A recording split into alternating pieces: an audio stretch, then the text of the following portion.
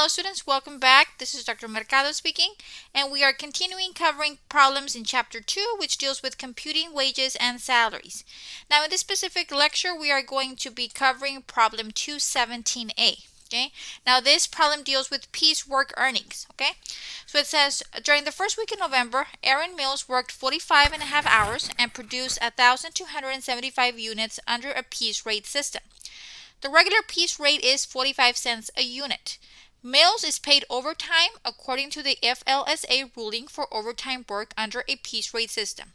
We are being asked to compute the piecework earnings, the regular hourly rate, the overtime hourly rate, the overtime earnings, and the total earnings. Okay?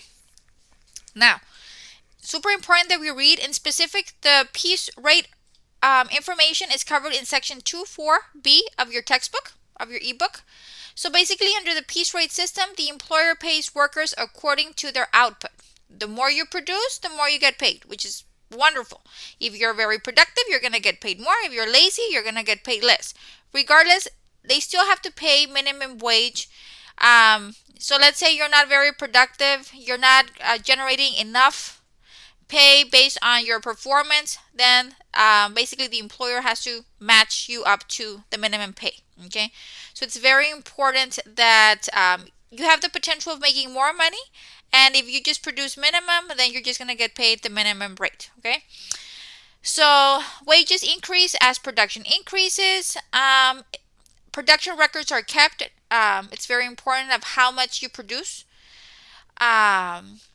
And the Fair Labor Standards Act specifies that under a piece rate system, the regular hourly rate of pay is computed based on specifics, okay? So it's a two-step process. The first step is to add the total weekly earnings from piece rates and other sources, such as incentives and bonuses. So you're going to calculate the earnings for the week, and then you're going to, in step 2, you're going to divide the weekly earnings by the total number of hours worked in the week for which the compensation was paid to calculate your hourly rate. Okay, and that of course is going to fluctuate every week or every pay period based on your production. Okay, so let's look at this specific problem. Okay, the piecework earnings is the first thing that we have to calculate. Okay, and I'm going to do my calculations here on the side just so you can see, and then I'll just put them in by cell. So how many units did we produce? We produced 1,275 units, and we are getting paid 0.45 cents a unit. Okay, that is my calculation. So it's going to be 12.75 times 45 cents.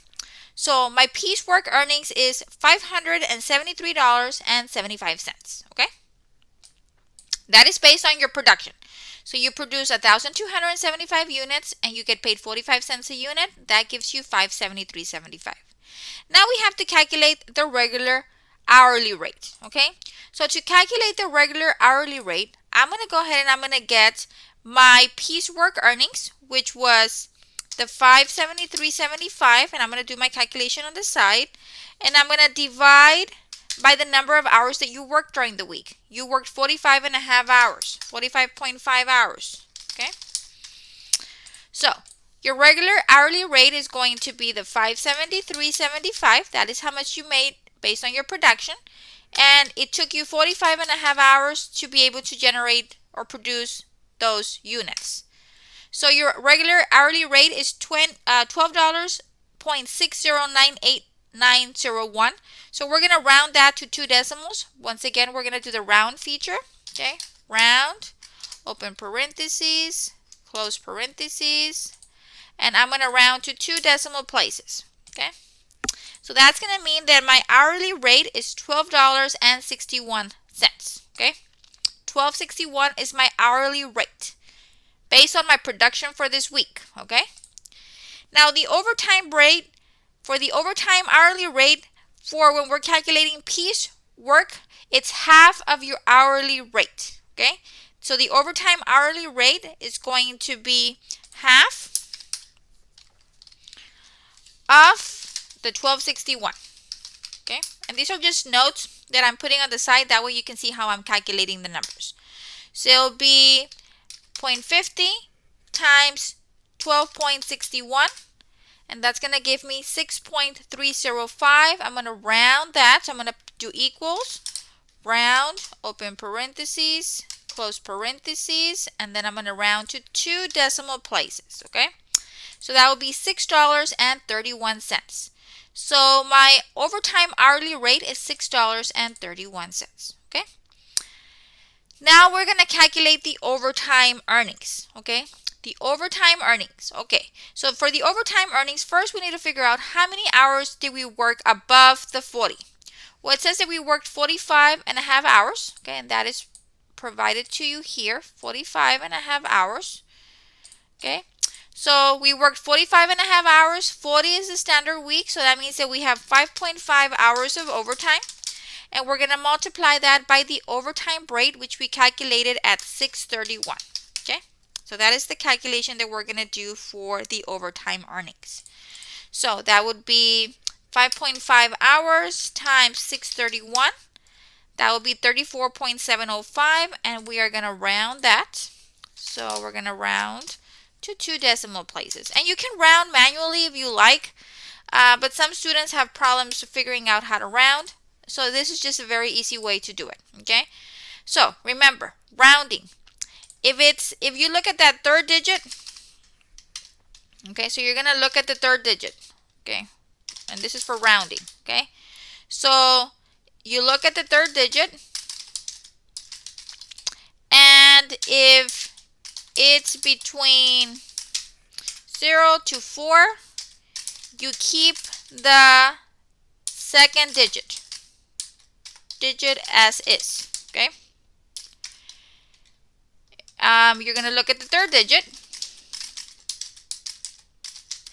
If it's between 5 through 9, then you round up the second digit, you add 1, okay? So in this particular case, let's do the calculations in the calculator, okay? To kind of like apply it. So you're going to always look at the third digit. So it's 5.5 times 6.31, okay? So we've got 3 digits right here, okay? So you're going to look at the third digit. If it's between 0 and 4, you're going to keep the second digit as is, okay? If the third digit is between 5 and 9, which is the case, it's a 5, you're going to round up the second digit, you're going to add 1. So that means we're going to add 1 to the 0. So it'll be 34.71. You're adding 1. If that number would have been, let's say it's 34.7 to 7.25, let's assume this is a number. You would look at that third digit, and then that would convert to 34.73. You always add 1 to the second digit if the third digit is a 5 or from between a 5 to a 9. Okay, that third digit is 5, 6, 7, 8, or 9. You're going to increase that second digit by 1. Okay, so in this case, it's 34.71. Going back to the problem. Okay, now that we've calculated the piecework earnings, I've got my regular and overtime rates calculated, and I've got my overtime earnings. I can calculate my total earnings, okay? So your total earnings are going to be your regular piecework earnings plus your overtime earnings, okay? So you're going to add the 573.75, okay? 573.75 plus the 34.71, okay? And that would give you 608.46, okay?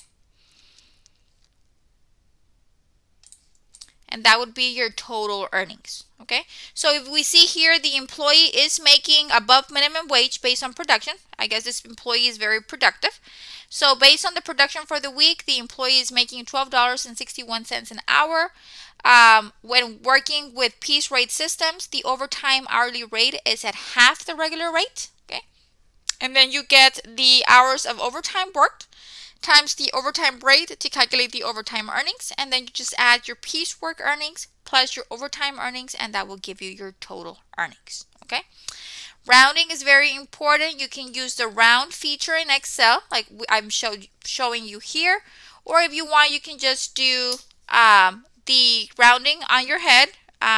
Remember, always look, let's say for example, and this is just an example, number 12.988, you have that number.